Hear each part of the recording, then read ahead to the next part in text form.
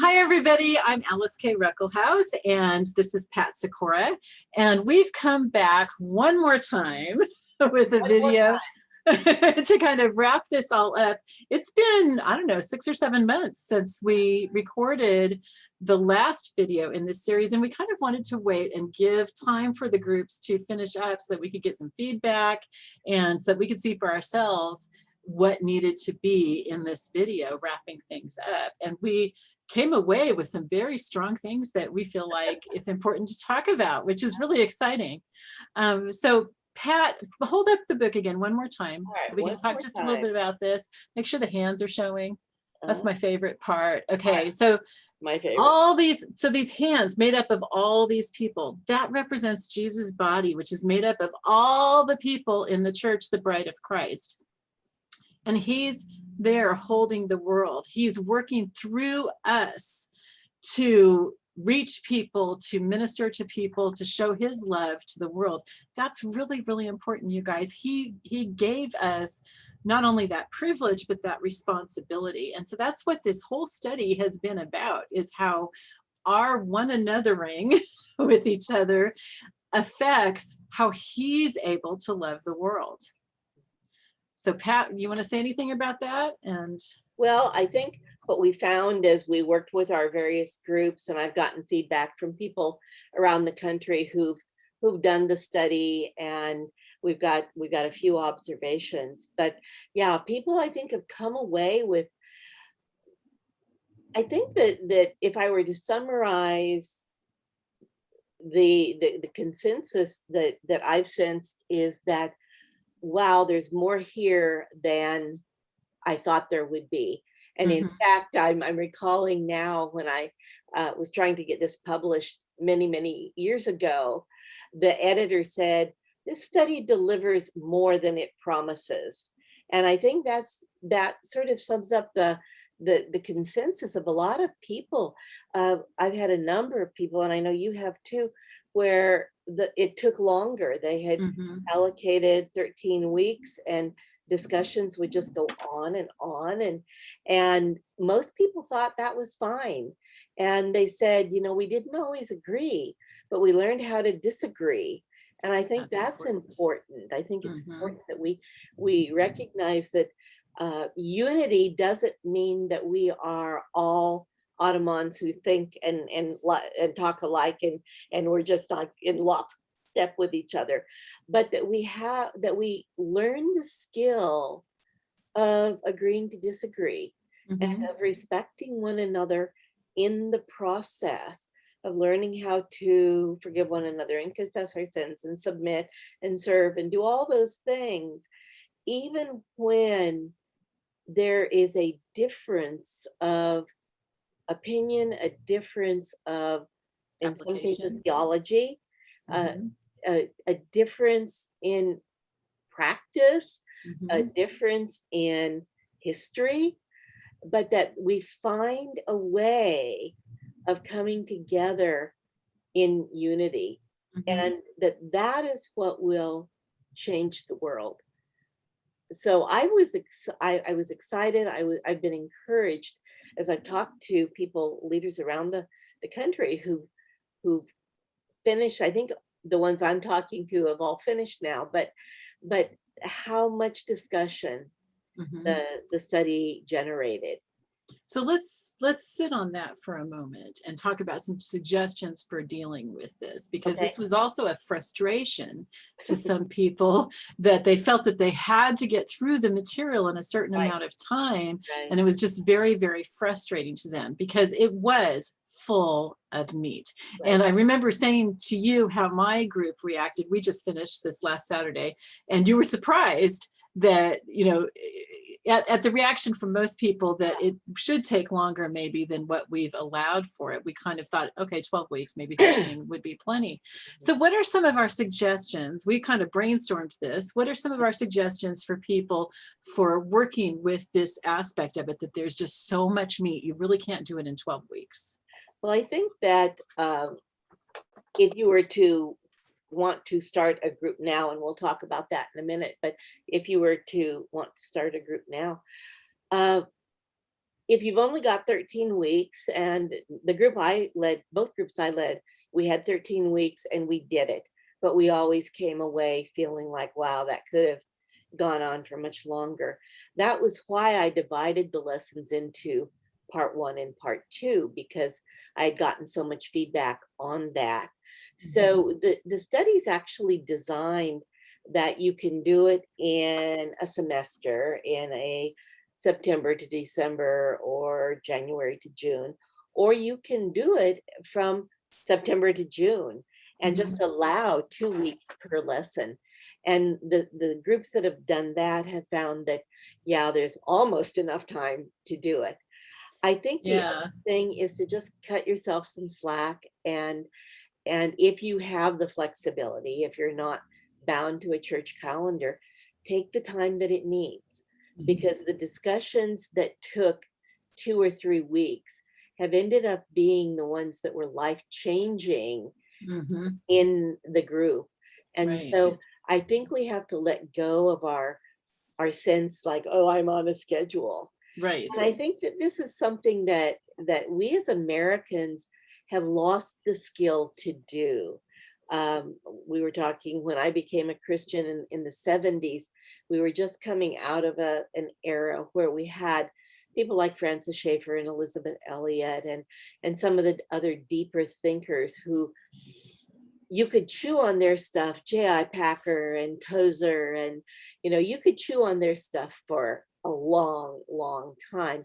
And people did, and Bible studies did. And now, in the last 30, 40 years, we've hit a period where we just are all so schedule oriented, and the Sesame Street generation just wants to get it done. And Right. so I would just really encourage people to slow down and chew on it.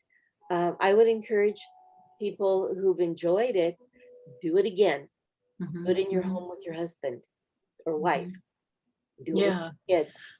Well, so let's talk about that. Let's talk about doing it in your family, doing Yeah. it as spouses. How is that going to be different from doing it as a small group? Well, I What? think that obviously those people better. You Mm-hmm. may have deeper wounds and offenses with them Mm-hmm. that in the course of daily life we just sort of cover up because it helps us get along. Mm-hmm. So I think that if a couple were to do it either as a couple or as a family, I think it would bring out discussion, Mm-hmm. and it would take skill, it would take graciousness, it would take all of that. But to be able to learn how to do those same skills, those same one another's with someone in your close family. And I would really encourage that. I think that this could improve marriages. It could help healing some wounds, like you were saying, there's a lot of wounds there. It could also help us to develop the skills that we seem to be lacking a lot of in our culture as far as marriage goes. And this would provide a lot of those skills in one anothering each other. And Uh, I'd love to see it led, by a group led by somebody who's fairly skilled to bring 2, 3, 4 marriages together and mm, work on it together. That would be, wow. do a marriage group. That would That would be, be really cool. yeah. And so we could help one another, because where one marriage is strong, another is going to be weak, and to be able to bring those together, I think it would be awesome. And if anybody does that, I'd really like to know it. I'd really like Hmm. you to let us know through the Facebook group, or contact information's in the book. Let me know if you do it as a marriage or a family group. If I was married, I definitely would Yeah. do that, because I just think, oh, this would be so valuable. I'm not married, and I'm trying to think of what's the equivalent to that. If you were dating somebody and you were really serious, like maybe you were engaged, this Yeah. would be excellent to do when Yeah. you're engaged. Thanks. Going back to what we were talking about a little bit earlier about it taking longer for people, I really want to stress that flexibility is really, really important. And it may take longer than just those, 1 week do part 1 and 1 week do part 2. My group had 2 weeks for each lesson. And I was really surprised. And then again, not surprised because we talked so much about stuff and we got so much out of it, when the consensus was that we really needed 2 or 3 weeks for each section of each lesson. Okay. And so, if you've got a group, and none of us knew each other before. I knew one person, but I had never met her in person. I still haven't met her in person because we did ours on Zoom. This was the first time I had ever seen her. So, and otherwise, none of us knew each other. We had never met or talked to each other or anything. And so, we were able, because of the subject matter, to go really deep very quickly, which I think happens especially probably among women. Right. It's a little bit harder for men to do, but men, if you can do that, I think that it'll be so rich for you. I think But the difference is that I think our generation, or this era, has come to look at Bible study as an academic exercise. yeah, And my goal is to answer the questions, talk about them, and move on. right. And As just gain more knowledge. Yeah, as opposed to sitting with it for a few weeks, soaking in it, pondering, praying, meditating, and letting the subject matter percolate in a way that actually changes my character rather than just gives me information. Right. And that's really, really important. I mean, because like James says, don't be hearers of the word, but be Right. doers of the word. Right. Not that you shouldn't hear the word. He says, don't be only hearers of the word, but be doers of the word. Because if you don't do what the word says that you've studied, then you're just deceiving yourself, is what James said. He said, it's like you got into a mirror and you saw that your hair is a mess and you just went, oh, well, and you didn't do anything about it. Yeah, you didn't do anything about it. Well, at least I know that my hair is a mess, and we're supposed to apply that. And sometimes that's really hard. And I liked what you said about taking the time to contemplate it. Don't just do the lesson. And I know this is like after the fact for most of you, but we're encouraging you to do this again with a different group or with your spouse. Don't just do the lesson. Don't just answer the questions and go, okay, I'm ready for my Bible study group. Right. Spend some time really thinking and praying about it. Right. And part of that, and this is really hard, but this is like really good, is asking God to show you, what do I need to change? And Lord, change me. Yeah. That's really hard. Now, do you think that you can apply everything in this study in, let's say we take 26 weeks to do it. That's half a year. Do you think we can apply everything in this study in half a year? I don't think so. I I think don't think that, so either. I think if you went through it every year, you would find something new. I think our growth in Christ is often like peeling an onion, and we and that's God's mercy. If he tried to change everything in me all at once, I think I would just explode. Or you just feel smashed. Yeah. It's like, I can't do it all, so I'm leaving. Yeah, even with the Holy Spirit's help. Right. But God is so merciful and gracious. And one of my favorite passages is 2 Corinthians 3:18, I think it is, where he talks about that we are being conformed to the image of Jesus Christ, and that our goal in life is to be conformed. And I've always read that as a process, that it's not a one and done thing, but that I've got my entire life to move along that path and be conformed to the image of Jesus. And I think we often sort of kick ourselves and go, well, I'm 40, I'm 50, I'm 60, I'm 70, and I should be there by now. And the reality is that we won't be there until the day we die and meet Jesus. And that's how much time it takes. So I think we just need to give ourselves some slack and recognize that this time through the chapter that really grabbed me was the one on forgiveness. And the next time through, I recognize, I've really grown a lot, but here's another chapter that is now challenging me. Mhm. So we are encouraging you, friends, to, if you've enjoyed the study, do it again, start a new group, whether it's in your family or in uh, on Zoom or in your church or whatever.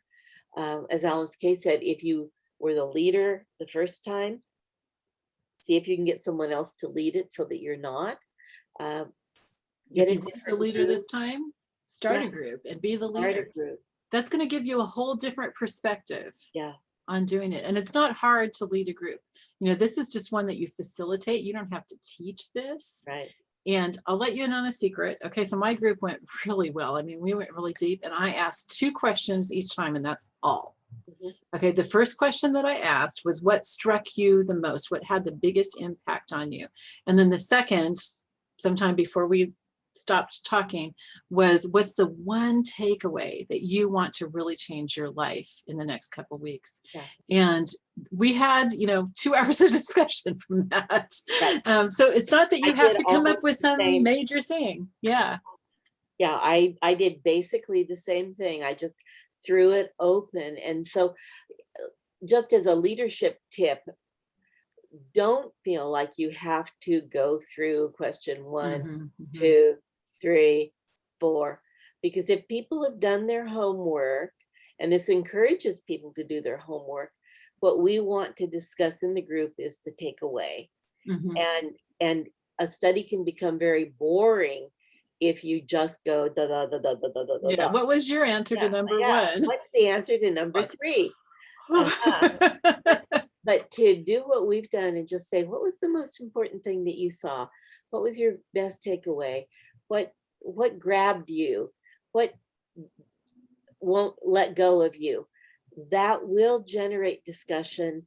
It's easy. It makes it so easy for the leader. Mhm. Um, and please don't forget that the Facebook group has resources.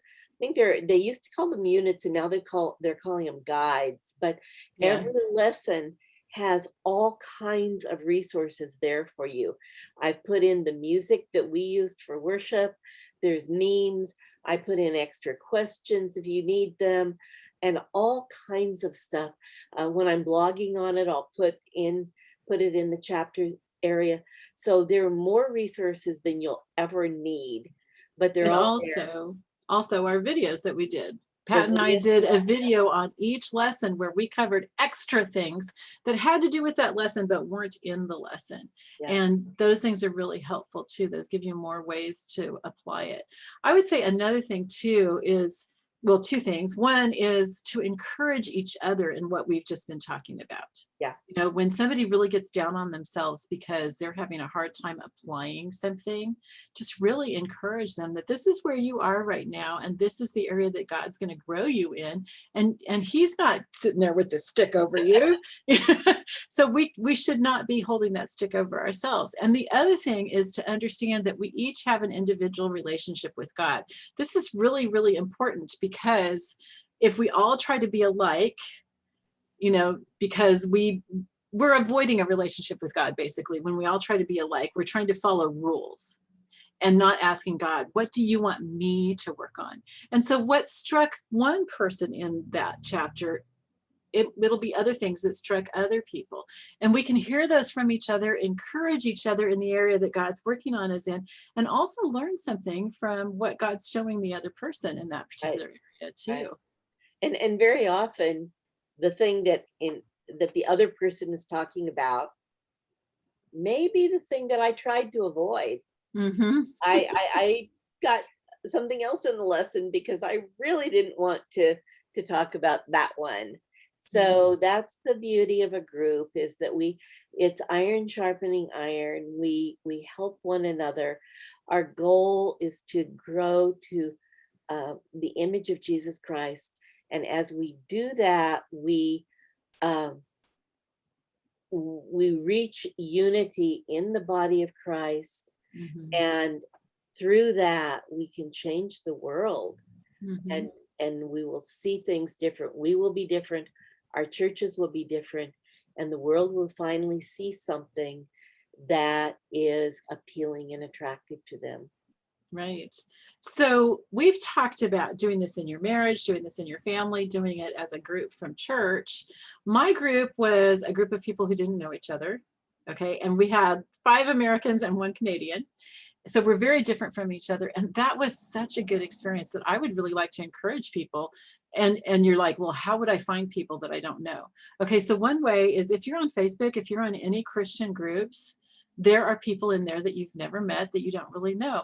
How about approaching them or just posting in that group? I want to do this Bible study with some people on Zoom. Is there anybody who's interested? And see if you can go from there. Maybe there are people that you get emails from or that you send emails to. Like, for example, the way that I got this group together was my newsletter. I just said, hey, who's interested in doing this?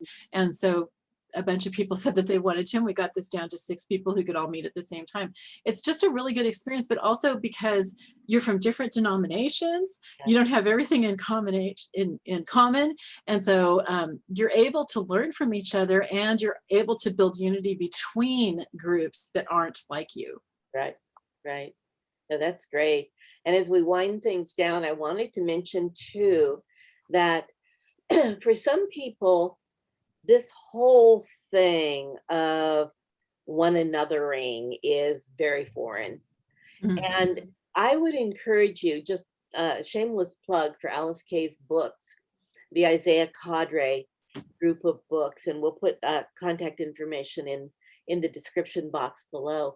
But these are stories about a group of women who met in college and have developed that kind of one anothering, iron sharpening iron, caring for one another, and transforming the world that they are walking in. And it's done in fiction, and it's so easy to read. But I've always come away from those books with the sense of, oh, wow, I want that. And so I would encourage you to read those with this study in mind. We've even talked about doing a series where we talk more about the books and the study. But I would encourage you to read the books with the study in mind, and use that as a template of how to go about one anothering at a deeper level. Our whole goal here is to grow you deeper, to make sure that your roots are planted so deep that no matter what comes along, you're going to be able to weather that storm. You're going to be able to have others in your camp who are weathering it with you, and that you will come out victorious, and that in that process, you will change the world. So we will, and we'll be able to be Jesus' hands. That's right. Ministering to the world. Right. He set it up so that he needs us. Yeah. Yeah. It's our responsibility. Yep. with him, with the Holy Spirit, activating it every step of the way. Right. Yeah. So I want to put out a challenge there. I'm sorry. Did I interrupt you? What were you saying? Well, I was just going to say, I want to thank those of you who have stayed with us this far. I am excited, and I would love to hear from you. Would love to put comments in the comment section. Let us know what you liked, what you didn't like, how you did it, how it worked. And let's build community there. And the challenge I was going to give to put in the comments was, who are you going to do it with next? All right. How are you going to go to the next level? Because every time you do this, even though it's the same study, doing it with different people is going to make it a different dynamic. And just doing it again means that God's going to work on a different area in your life. And so where he worked on this area this time, next time he's going to work on this area, next time he's going to work on this area. So who do you plan to do this with next? Or who would you like to, if you could have it your way, who would you like to do this study with next? Right. That sounds great. Okay, right. This is really cool. We love you all. It's very hard to wind this down and I know. stop and Make leave sure you that guys. you subscribe to it and like us and All that stuff. Yeah, we like to be liked. Yeah. Oh, and on the books, on my books, the first one's free. Right. And after you read the first one, you'll see a link where you can get the second one for free. So you can't resist You'll, that deal, right? you'll love it. Right, right. Okay, and like just Pat published a said, new one, so we'll talk about that another time. and like Pat What, said, look at it as a template. Look at each aspect of Kingdom Now, and how do you see that worked out yeah, in girls' lives? And I think that will also deepen your understanding of all of this. right. All right. Good. Love Okay, you. we love you all. All right. Bye-bye. Bye.